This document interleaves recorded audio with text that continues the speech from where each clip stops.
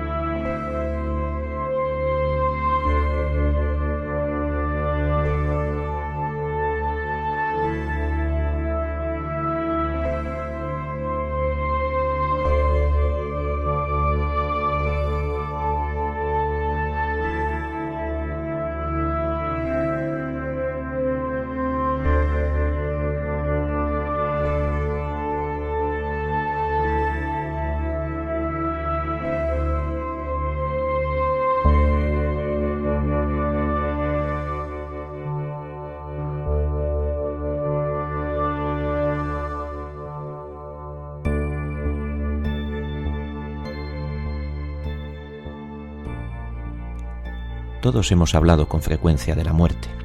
¿Cómo no hacerlo si es algo que a todos nos afecta? Pero no es lo que hay en los cementerios el tema que despierta nuestro interés, que eso concierne al cuerpo, al soporte físico, que es materia para los paleontólogos y en última instancia para los químicos. Lo que de verdad nos ha ocupado y nos ocupará siempre es lo que hay después, al otro lado, lo que de nosotros sobrevive al proceso de la muerte, si es que, como muchos sostienen, ese otro lado existe. Desde este mundo, el de los vivos, poco o nada podemos aportar. Debieran ser ellos, los que supuestamente han cruzado la frontera, quienes desde su plano de existencia, desde su otra realidad, nos dieran pruebas de que hay otra vida después de esta. El tema es tan antiguo como el hombre mismo. Las historias de fantasmas, a veces procedentes de testimonios merecedores de todo crédito, está ahí desde siempre. Lo mismo que el intento de comunicarse con los muertos, practicado con diversa fortuna y estructurado después en una mezcla de filosofía y religión con el nacimiento del espiritismo hace 160 años. Luego, a medida que los vivos avanzábamos en lo técnico, los muertos parecieron encontrar en nuestros avances un mejor vehículo para manifestarse y dar pruebas de su existencia, primero dejándose ver en las fotografías y después dejándose oír a través de las psicofonías.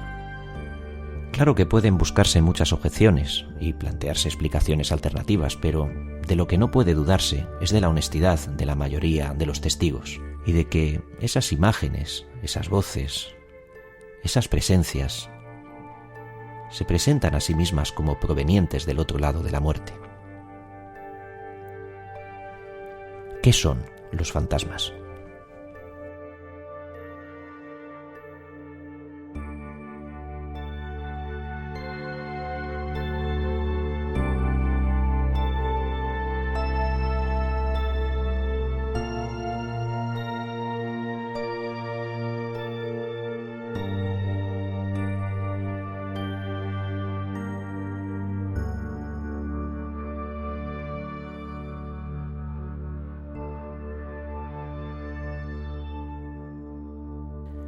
Fantasmas ha habido siempre, o al menos personas que afirmaron y afirman haberlos visto.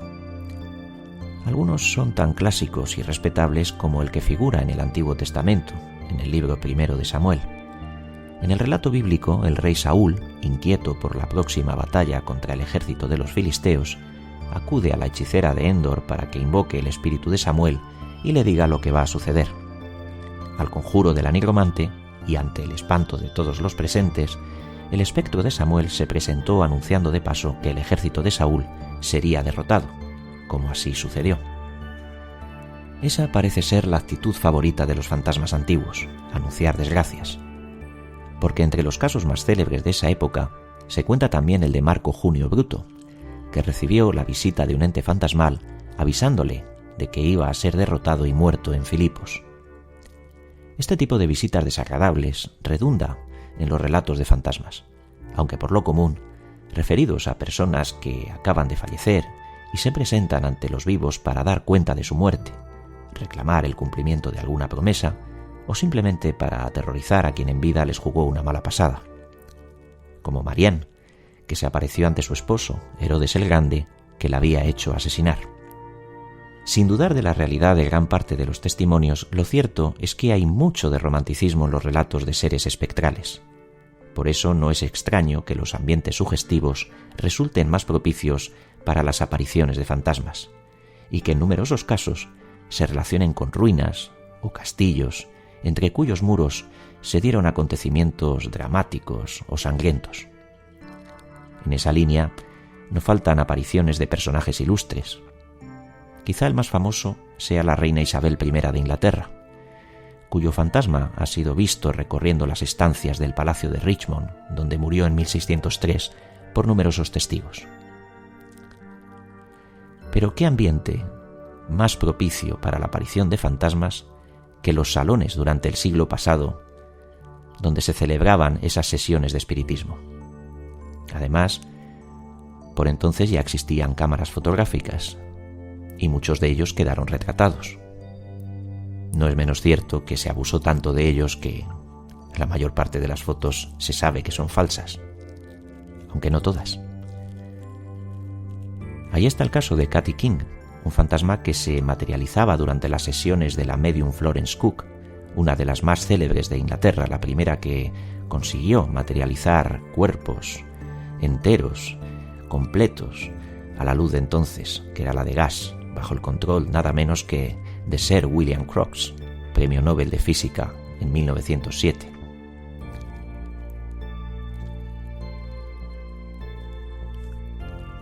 Da la impresión de que los fantasmas están en cualquier sitio menos en los cementerios, junto a los restos de lo que fue su soporte físico, y que andan errantes por los pasillos de viejas mansiones o acuden a las sesiones de los que los invocan. Y yo repito, ¿qué son los fantasmas?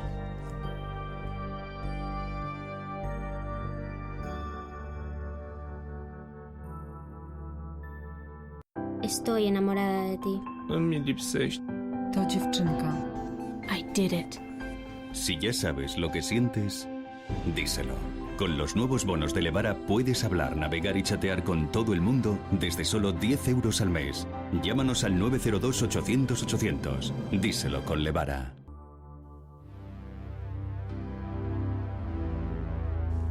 Yo tenía 22 años. Trabajaba entonces de botones en un conocido hotel, en el turno de noche. Durante ese turno éramos solo 3 los trabajadores que estábamos al pie del cañón. No hacía falta nadie más.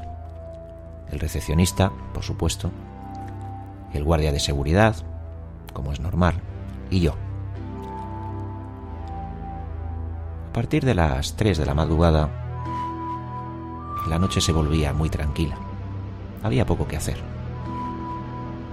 Por ejemplo, yo tenía que subir a las habitaciones y dejar en los pomos de las puertas de los clientes fidelizados unas bolsas alargadas con los periódicos. El hotel tenía 6 plantas, cada una de ellas con largos corredores, con habitaciones a uno y otro lado. Pero había una planta, la quinta, que a mí me inquietaba mucho. Cuando iba por allí, por ese pasillo, sentía un desasosiego, una intranquilidad. Tenía la sensación como de que no estaba solo. Una pesadumbre, una sensación de sentirme observado. Era una cosa muy rara. Además, hacía como frío en ese pasillo. Era muy extraño. Y desde luego nada agradable. Yo dejaba siempre la quinta planta para el final. Subía a la sexta, hacía las 4, 3, 2, 1, y la quinta la dejaba para la última. Y siempre intentaba ir acompañado, coincidir con el guardia de seguridad, pero casi nunca era posible. Quizá porque él, aunque no lo quería admitir, tampoco las tenía todas consigo allí. Bueno, el caso es que en el cambio de turno, que se hacía a medianoche, le comenté esa extraña sensación a una de mis compañeras del turno anterior, y me sugirió, como con una mirada un tanto pícara, como si supiese muy bien de lo que estaba hablando, aunque no me dijo nada, que bueno, si tenía esa sensación tan rara, pues que subiese con un espejo. Y yo no entendí lo que quería decir, claro, un espejo. ¿Qué hacía yo con un espejo en la quinta planta? Bueno, le hice caso. Busqué en la mesa de la telefonista, en un cajón, uno de esos espejitos que tienen las mujeres para acicalarse, esos pequeños espejitos redondos para el pintalabios, el maquillaje, ¿verdad? Y me lo metí en el bolsillo. A las 3 y pico, pues me puse a guardar la prensa, ya pensando en ese pequeño artículo que llevaba en la chaqueta, guardado. Respiré hondo, cogí todas las bolsas y empecé por la primera planta. Cuando llegué a la cuarta, cogí el ascensor, subí a la sexta y, como siempre, dejé el quinto pasillo para el final. Pocos periódicos. Bajé por las escaleras y comencé mi tarea. Efectivamente, en cuanto llegué al pasillo, me dio de cara esa sensación como de una temperatura más baja. Bien. Recorrí el pasillo a mi derecha, dejando las bolsas con los periódicos, y luego me volví sobre mis pasos y hice el sentido inverso, que era el más largo. Cuando iba por la mitad, ya noté esa sensación asfixiante. Y dudé de si coger o no coger el espejo, pero la curiosidad y la juventud pudieron más que yo. El caso es que saqué el espejo y miré a través de él lo que había detrás de mí, al fondo del pasillo. No lo hiciera. Para mi sorpresa, queridos amigos, no 1, no 2, no 3, me encontré, y no recuerdo muy bien si fueron 4 o 5, pero había, supongamos, 4 siluetas altas, blanquecinas,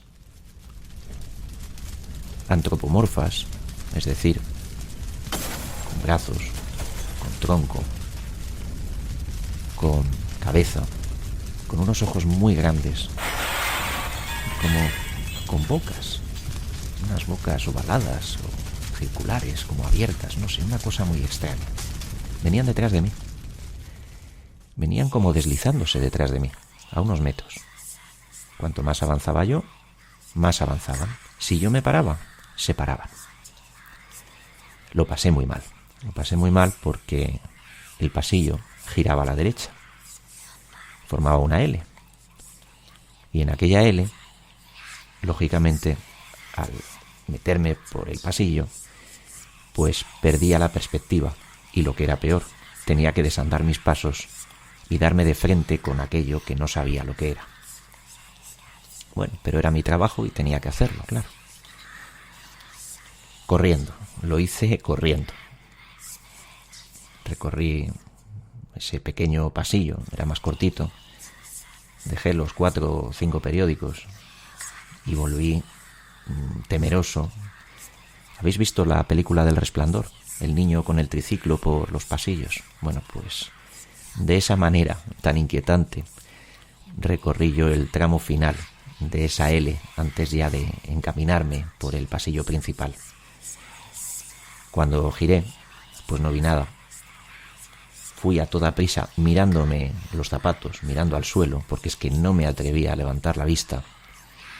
Y me llegué a las escaleras. Yo no estaba dispuesto a esperar al ascensor. Pero nuevamente la curiosidad me pudo. Volví a coger el espejo antes de encaminarme a las escaleras. Lo puse a la altura de mis ojos y miré hacia atrás con aquel pequeño retrovisor. Allí estaban observándome, quietas, con un toque como de curiosidad. Quizá la misma curiosidad con que me miraban, con que las miraba yo. Y quién sabe, a lo mejor tan asustadas como yo de verme a mí. Una sensación extrañísima. Y miedo, mucho miedo. Las 3:30 de la madrugada. Creo que bajé las escaleras de 4 en 4. Llegué sofocado a recepción. Mi compañero me miró, sonriendo, y me pareció percibir en su mirada, en su sonrisa, una cierta condescendencia. Como que sabía lo que me estaba pasando, aunque yo no decía nada. Y bueno, pues luego apareció el guardia de seguridad. Yo al recepcionista no le dije nada, pero al de seguridad sí. Nos salimos fuera a fumar un cigarro más tarde. Y le comenté, le pregunté, oye, cuando recorres tú los pasillos solo y tal, ¿tú notas algo raro en algún sitio? Y me dijo, pues no sé, no. Y yo le pregunté, porque había algo, notaba como que me estaba mintiendo de alguna manera o que me estaba ocultando algo. Y entonces le pregunté, concretamente en la 5ª planta tú notas algo raro. Y me dijo, bueno, es que yo en la 5ª planta simplemente me asomo. Miro a un lado, miro al otro y sigo para abajo y no me detengo allí. ¿Por qué?, le pregunté yo. Dice, bueno, con el tiempo que llevas aquí trabajando, supongo que ya lo sabrás. Esa fue su respuesta. Y yo, que nunca había pensado en estos temas, que nunca me había hecho preguntas, que nunca me había llamado la atención, desde aquella noche, desde entonces, me pregunto, ¿qué son los fantasmas?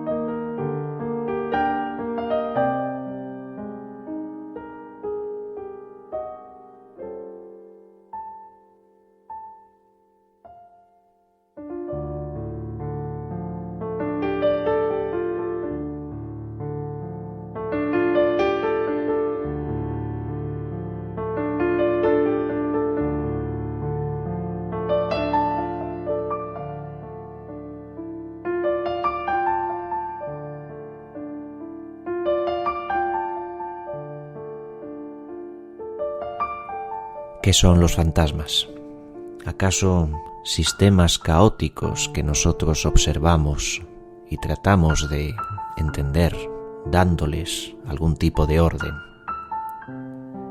Quizás seres del más allá, que con sus rasgos imposibles y durmiendo quién sabe qué sueños, nos contemplan ensimismados, preguntándose ¿qué somos nosotros? No se me ocurre mejor manera de terminar esta noche que con un poema de Edgar Allan Poe. Queridos amigos, El Cuervo.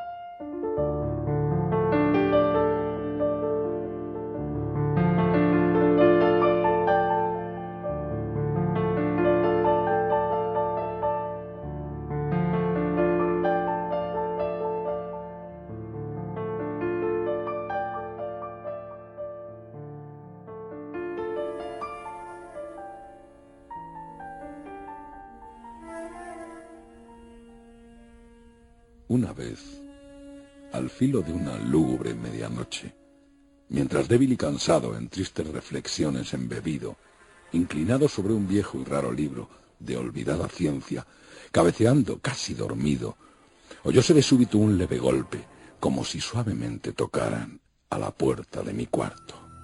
Es, dije musitando, un visitante tocando quedo a la puerta de mi cuarto. Eso es todo, y nada más.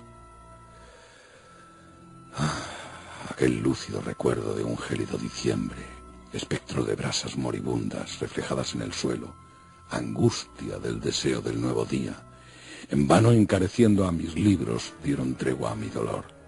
Dolor por la pérdida de Leonora, la única virgen radiante, Leonora por los ángeles llamada, aquí, ya sin nombre, para siempre, y el crujir triste, vago, escalofriante de la seda de las cortinas rojas, llamábame de fantásticos terrores jamás antes sentidos, y ahora, aquí, en pie, acallando el latido de mi corazón, vuelvo a repetir, es un visitante a la puerta de mi cuarto queriendo entrar, algún visitante que a deshora a mi cuarto quiere entrar, eso es todo, y nada más. Ahora, mi ánimo cobraba bríos, y ya sin titubeos, «Señor», dije, «o señora, en verdad vuestro perdón imploro. Mas el caso es que, adormilado, cuando vinisteis a tocar quedamente, tan quedo vinisteis a llamar a la puerta de mi cuarto, que apenas pude creer que os oía. Y entonces, abrí de par en par la puerta. Oscuridad, y nada más. Escrutando hondo en aquella negrura, permanecí largo rato atónito, temeroso, dudando, soñando sueños que ningún mortal se haya atrevido jamás a soñar. Mas en el silencio insondable la quietud callaba, y la única palabra ahí proferida era el balbuceo de un nombre. Leonora. Lo pronuncié en un susurro, y el eco lo devolvió en un murmullo. Leonora. Apenas esto fue, y nada más. Vuelto a mi cuarto, mi alma toda mi alma abrazándose dentro de mí, no tardé en oír de nuevo tocar con mayor fuerza. Ciertamente, me dije, ciertamente algo sucede en la reja de mi ventana. Dejad pues que vea lo que sucede allí, y así penetrar pueda en el misterio. Dejad que a mi corazón llegue en un momento el silencio, y así penetrar pueda en el misterio. Es el viento y nada más. De un golpe abrí la puerta, y con suave batir de alas entró un majestuoso cuervo de los santos días idos. Sin asomos de referencia ni un instante quedo, y con aires de gran señor o de gran dama, fue a posarse en el busto de Palas sobre el dintel de mi puerta. Posado, inmóvil, y nada más. Entonces, este pájaro de ébano cambió mis tristes fantasías en una sonrisa, con el grave y severo decoro del aspecto de que se revestía. Aún con tu cresta cercenada y mocha, le dije, no serás un cobarde, hórrido cuervo vetusto y amenazador, evadido de la ribera nocturna. Dime cuál es tu nombre en la ribera de la noche plutónica. Y el cuervo dijo, nunca más. Cuánto me asombró que pájaro tan desgarbado pudiera hablar tan claramente, aunque poco significaba su respuesta, poco pertinente era, pues no podemos sino concordar en que ningún ser humano ha sido antes bendecido con la visión de un pájaro posado sobre el dintel de su puerta, pájaro o bestia posado en el busto esculpido de Palas en el dintel de su puerta, con semejante nombre, nunca más. Mas el cuervo posado, solitario en el sereno busto, las palabras pronunció como virtiendo su alma, solo en esas palabras. Nada más dijo entonces, no movió ni una pluma. Y entonces yo me dije apenas murmurando, otros amigos se han ido antes, mañana él también me dejará, cuando me abandonaron mis esperanzas. Y entonces dijo el pájaro, nunca más. Sobrecogido al romper el silencio, tan idóneas palabras, sin duda pensé, sin duda lo que dice es todo lo que sabe, su solo repertorio aprendido de un amo infortunado a quien desastre impío persiguió, acosó sin dar tregua, hasta que su cantinela solo tuvo un sentido, hasta que las endechas de su esperanza llevaron solo esa carga melancólica de nunca, nunca más. Mas el cuervo arrancó todavía de mis tristes fantasías una sonrisa. Acerqué un mullido asiento frente al pájaro, el busto y la puerta, y entonces, hundiéndome en el terciopelo, empecé a enlazar una fantasía con otra, pensando en lo que este ominoso pájaro de antaño, lo que este torvo, desgarbado, hórrido, flaco y ominoso pájaro de antaño quería decir granando, nunca más. En esto cavilaba sentado, sin pronunciar palabra, frente al ave cuyos ojos como tizones encendidos quemaban hasta el fondo de mi pecho.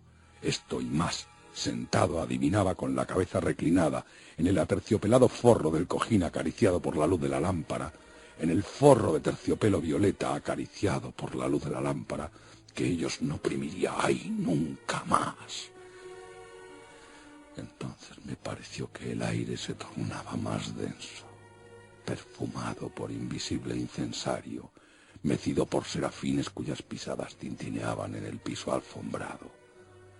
Miserable, dije, tu Dios te ha concedido por estos ángeles, te han otorgado una tregua, tregua de repente de tus recuerdos de Leonora.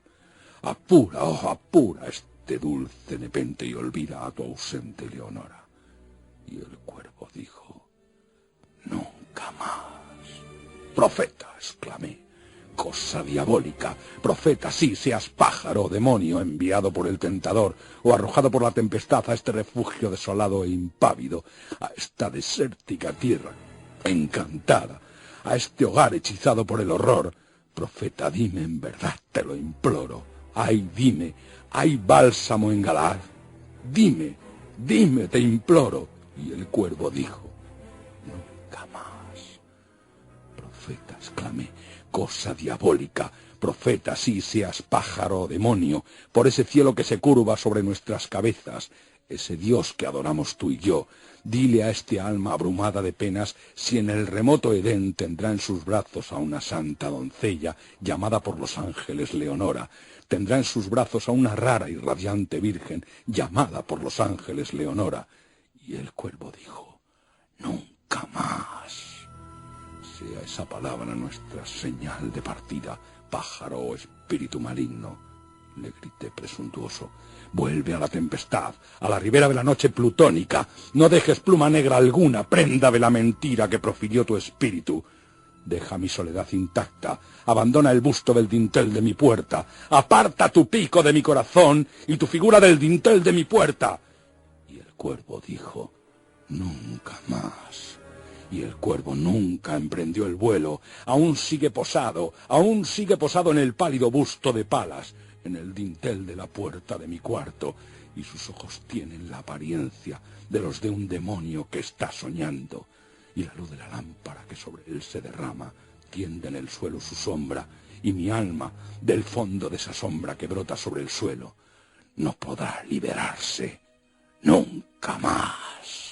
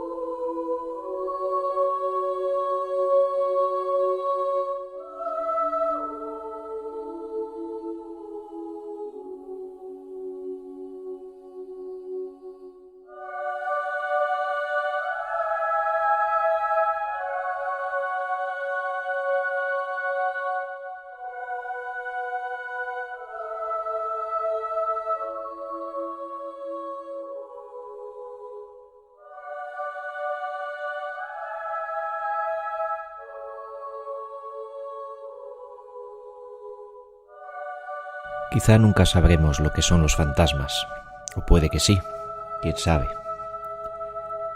En el fondo creo que es lo mismo. Una de las cosas que le dan sentido a la vida es el miedo a la muerte, el miedo a lo desconocido.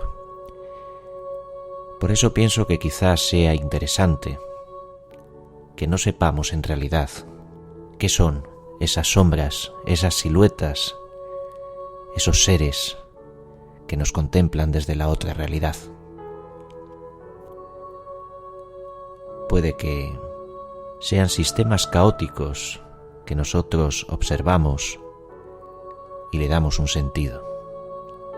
¿O acaso, con sus rasgos imposibles y durmiendo quién sabe qué sueños, se trate de espíritus que nos miran atónitos, perplejos, sin entender nada, al igual que nosotros a ellos? Como quiera que fuere, y dado que no sabemos en realidad la forma que tiene el mundo que nos rodea, ¿acaso lo mejor sea para todos que permanezcamos con la duda? Hasta el próximo programa, amigos. Adiós.